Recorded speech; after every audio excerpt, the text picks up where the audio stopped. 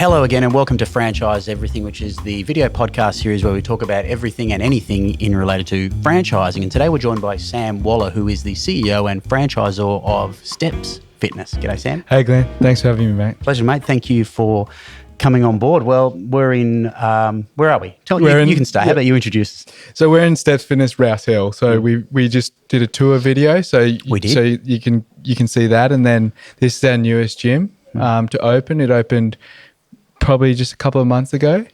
And so we've been having a regional focus, and I'm glad to bring something back to Sydney. So I was going to say, I thought you were going to say this is considered regional. No, not at all. Not at all. This would be CBD for us, but the one before this we opened was in Muswellbrook, which is a regional town, probably 3 hours away from Sydney. Yeah. So I'm good. I'm happy to bring the design and what we're doing closer to the city, because I think it's very important that people see and people can use the gyms all over the place. So it's good to be in the city. Yeah. So we won't spoil it because we've done a bit of a tour anyway. So you've taken us on a tour. Yeah. So what do you do? A lot of changes per each gym you open, or how do you work? No, we've got a structure. It's taken, we've been refining over years, like all franchises, I guess. But when I first took over Stepz Fitness in 2017, it was just a 24/7 gym franchise. And then that's when I added the functional group training room, the hybrid functional group training room. So now we've got a 24/7 gym and functional group fitness under one roof, which is what sets us apart. I added it because I thought it was important, to give members results and also to have a point of differentiation if I was going to scale. Yeah, it is interesting. I know we were talking before we started this, and I told you I'm going to be naturally curious because while I've done a little bit of content work in and around the fitness industry and gyms and everything, not a hell of a lot. I don't know a hell of a lot about the industry as from a franchise perspective. What I do know is I've seen the functional fitness stuff there, and I've always personally wondered about the makeup between functional fitness 24/7 because there's so many 24/7 gyms around. This brings us on to, and I even forgot to say what we're actually, the whole topic of today is. And today we're just really talking about the Stepz Fitness franchise business model. So we're going to break it down and we're going to talk about some of those key things that set you apart, I think, is what we really wanted to talk over there, because you are doing things quite differently compared to the other gyms. So the hybrid business model is the thing. So tell us about that. Tell us how it started, how it came from it, and why you sort of came upon that. So as you said before, there's boutique fitness models and then there's the 24/7 gym. What we've done here, and we're the first to market to do it, was combine the both. So this is the business that we're taking forward and it's working really well. We've had huge success in what we're doing. So offering exactly, what those boutique operators offer in the functional group fitness space in terms of the classes upstairs. We've got about 100 square meters of classes, but also still doing the 24/7 stuff. So from a business perspective, it's gone really well. And I think the 24/7 industry, when I sort of took over 2017, it was when it was getting more and more, there was more and more gyms popping up. Yeah, of course. There's some amazing sort of large franchises in the 24/7 space that have done really well. But I felt we needed to differentiate ourselves in a big way to be able to scale to the point which we wanted to. And that's what we've done. And it's also, we're no longer competing on price as much because we've got 2 tiers of membership. So, it works for business case and it works for members' perspective as well. So with the hybrid, so the functional fitness, I know the businesses that are concentrated purely on functional fitness have a range of classes and everything. Correct. I gather. So how do you work that? How does it all work? So we like to, we've done everything to sort of compete with them at that level and offer those range of classes, from yoga, Pilates, to strength classes, to, all range of classes. So we wanted to compete with them whilst also competing with the 24/7s as well, which is what we've been able to achieve in the last. So is it more of a layout and design issue? Is that how you found it? It's also a different business model. We're running sort of the group fitness. You obviously need a personal trainer or a group fitness instructor to run the class. So we do have to employ maybe one or two extra casuals than you would have otherwise. Would have otherwise. but in return, you know, for the we just had so many people asking, do you do group fitness? Do you do group fitness? And we didn't. So in 2017, we brought the first one of these out, and from there, the success has been pretty huge. So in terms of, to answer your question, sorry, in a roundabout way, That's all right. the layout, we did have to sacrifice some space for the 24/7 stuff. So we've got a really refined bunch of equipment to make space for about 100 square meters of group fitness, which, you know, it's not a huge amount of space, but it's exactly what the F45s, the group boutique fitness instructors, boutique fitness studios, that's the amount of space they have. So we, you know, in 400 square meters or 300 to 400, we can do both. And you have a capped membership for each location, don't you? So that stood out to me when I was checking out some of your details online, looking at some of the information out there. That really jumped out at me. What's the rationale behind that about capped members in a location? Well, firstly, it's because we can, because we've got the two price tiers. So the group fitness is $29.95 a week, which is still half the price of standalone boutique studios.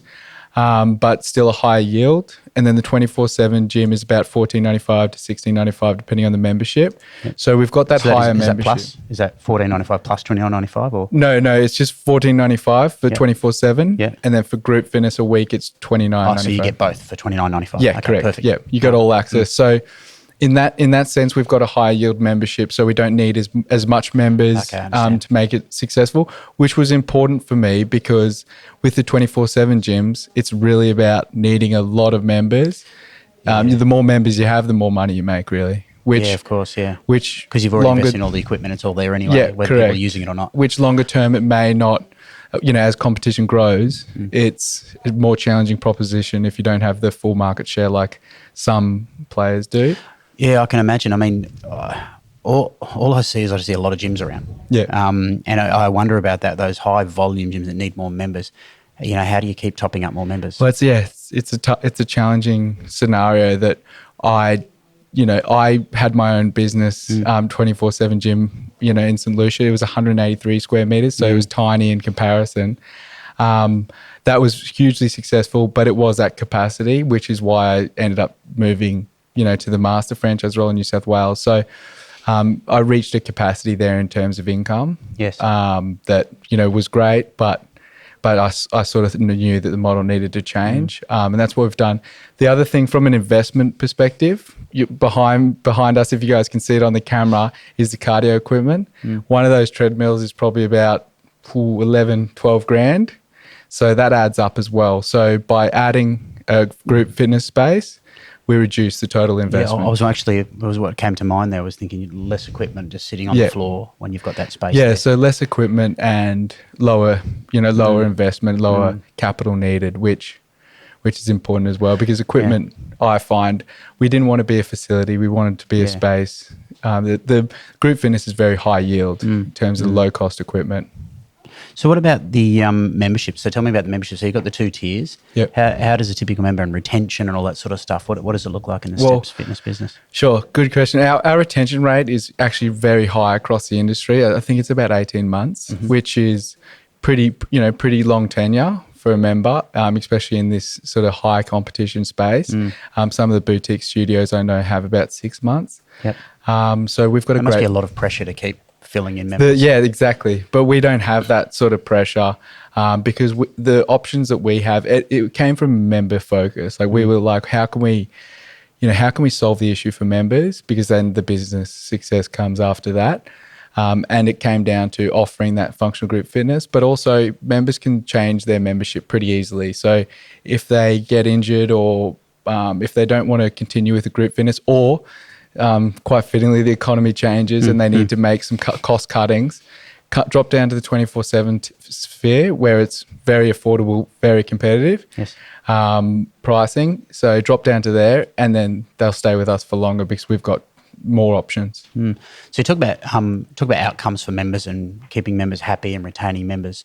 So I know in our tour we talked about some, it's a bit of a spoiler because in the tour you talked about programs and all that sort of stuff and the technologies you use to enable those programs and to ensure success. So I imagine people who are achieving their goals stay members. Yes, 100%. I imagine they don't like, oh, well, I've hit my goal and then leave. Yeah, no, 100%. So how do you go about all that sort of stuff? Because I know you've got roles to play in that in your business. Yeah, it's crucially important. So my mission is to help Australians become happier and healthier. That's my personal mission. Now it's become the Stepz mission.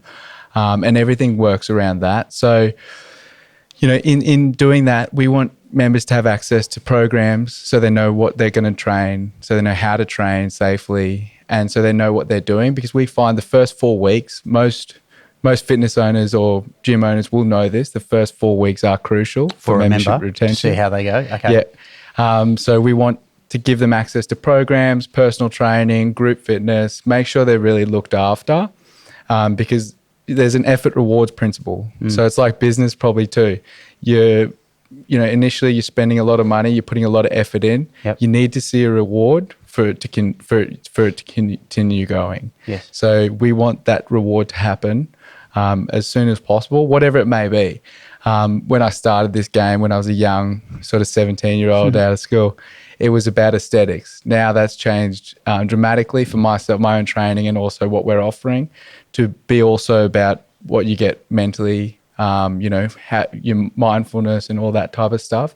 Being aware that, that's just as important in life to offer. Well, I think, you'll probably be able to see it on the camera. I don't know if you listen to it on the podcast, but the aesthetic in here is lovely. I mean, I feel like we're almost sitting at a cafe. Yeah. Sitting here with a little table. And this is part of the aesthetic too, isn't it? This is communal table. Yes. So I know you were talking about that this morning on our tour about how there's this communal table to try and bring people together a little bit when they come into exercise. And tell me about that. What was the thinking behind this big table in the middle? We actually decided to choose a designer, an architect designer who's never, stepped foot into a gym before, a female, Alex from Morris & Co., to get a unique feel where it's not just a gym and people don't, relate it to the typical gym where it's Steel City, some big guys walking around intimidating. We wanted to make this gym non-intimidating and all our gyms non-intimidating, so everyone's welcome. Because there's a segment in the market there where we don't believe, where we believe we can tailor to. And there's a segment that definitely you can't, or you don't want to tailor to. Yeah, segment there, the bigger bodybuilder types, we're not for them, but there's a large segment that we want to cater for and make feel welcome because, I was overweight through school. We'll talk about this later, but I was overweight through school and even myself going into a big gym, I still get intimidated. So non-intimidation is a huge, huge thing that sets us apart. Everyone's welcome because ultimately, my mission is to give health and fitness to as many people as possible in Australia. And being intimidated to step foot in a gym isn't going to help them even get started. Yeah, and I love it. And you were talking when we were talking off camera earlier about, parents coming in, training or whatever, their children can sit here and do whatever work at this communal table or whatever. So they would, mum or dad can be on the treadmill or something like that. It's a really nice environment. I think, really well done. I really think it's as a person with 3 boys as well, who would rather sit in the iPad and do stuff. Yeah. I think it's fantastic. Oh, thank you. Yeah. That's exactly right. I really just want to appeal to, people and fitness, make fitness a 45-minute session, a 30-minute session, whatever you can do, just make it a part of your life. Yeah. That's all I'll say. And that's what we're trying to do. Make sure, remove as many barriers as possible for our members to just, make it fit into their life seamlessly. So with all of that, with programs, so non-intimidating, that would speak to me that you're getting quite a few people who aren't gym people and maybe coming to the gym for the first time. Yeah. I'd imagine you track quite a few of those.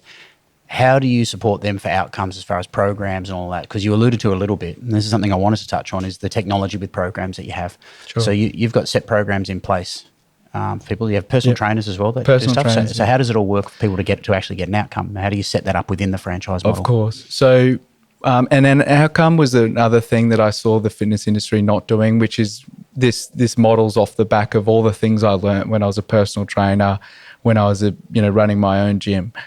We're not, as a fitness industry, we're not getting results and outcomes for our members, whatever they may be. So over time, I've been doing this for 13 years almost. So it's just been developing these programs. So every new member gets access to our Quick Start programs, which is our, proprietary programs, which runs through every basically goal that members have. including my first 28, 21 days in the gym, Yes. which is a complete starter program.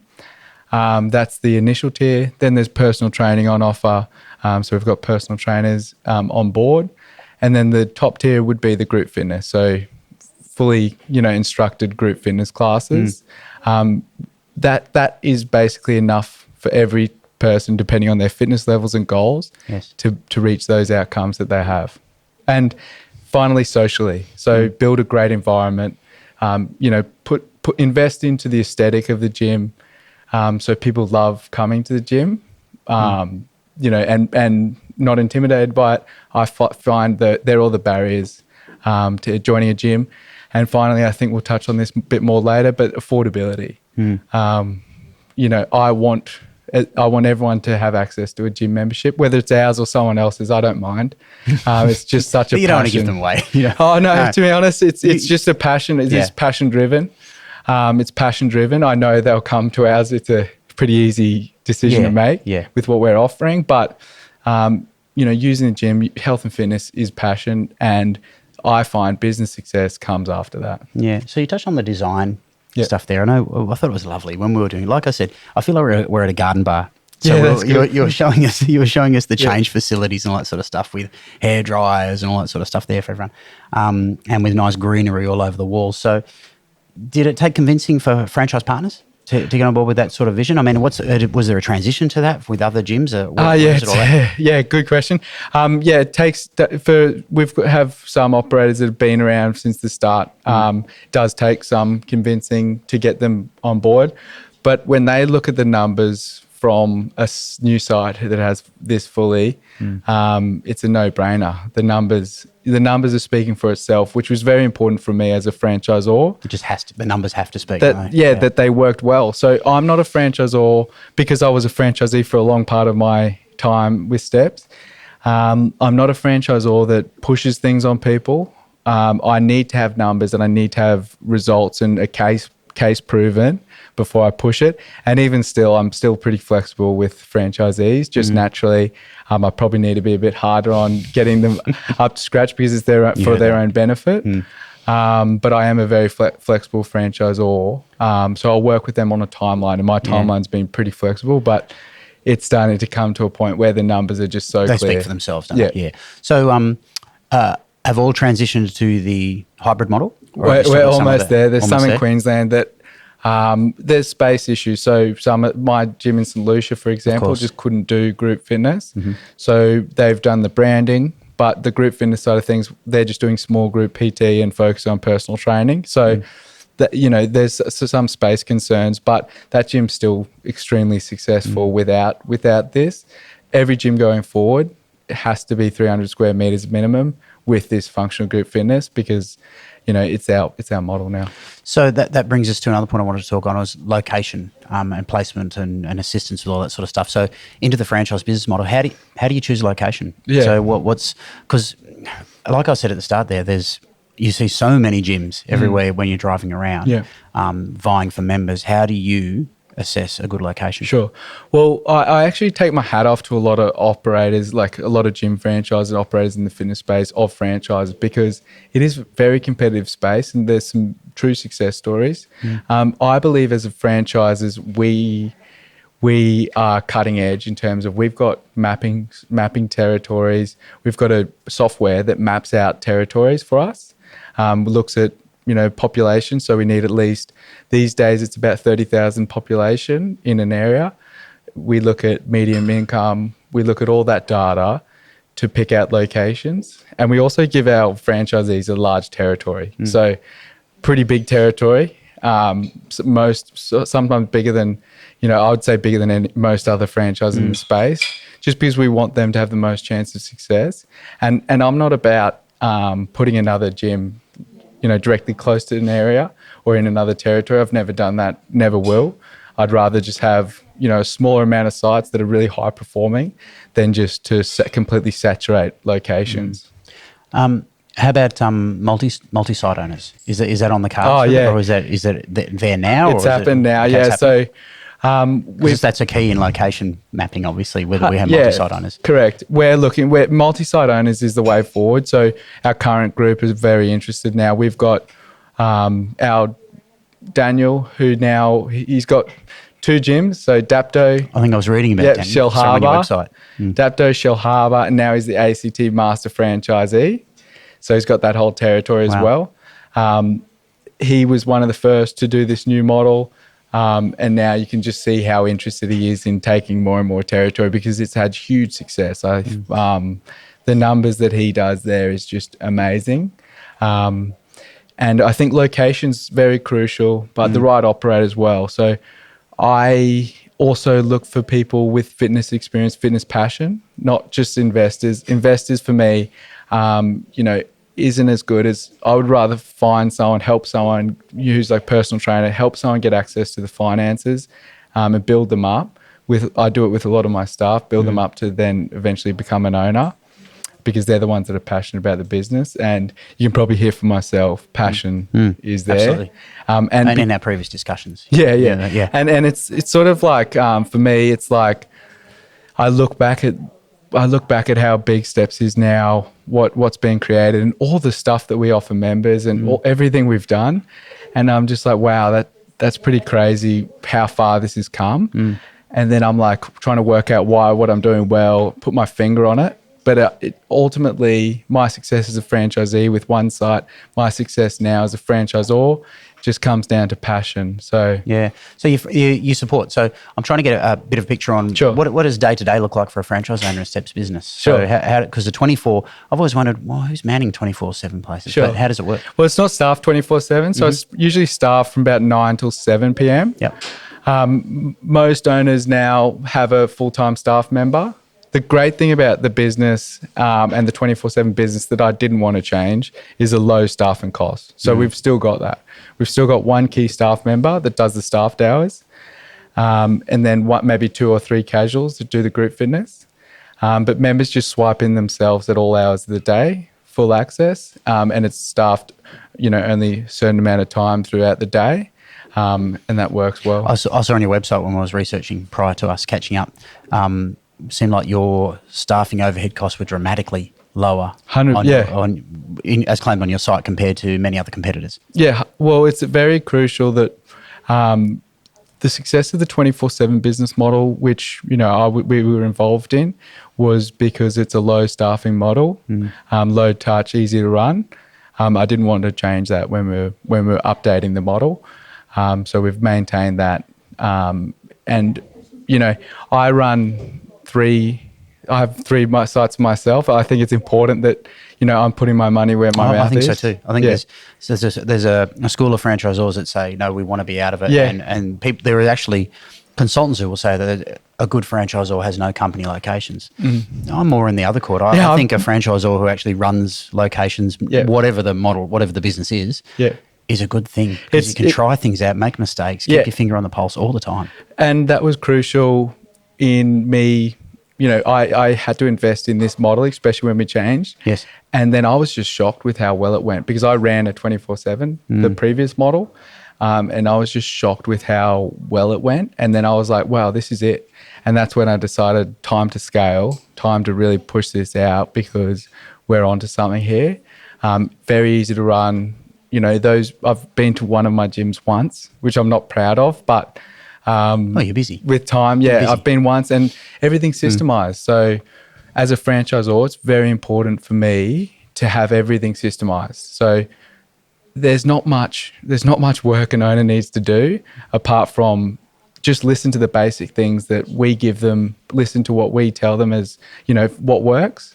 And that comes down to marketing and spending money on marketing and reinvesting.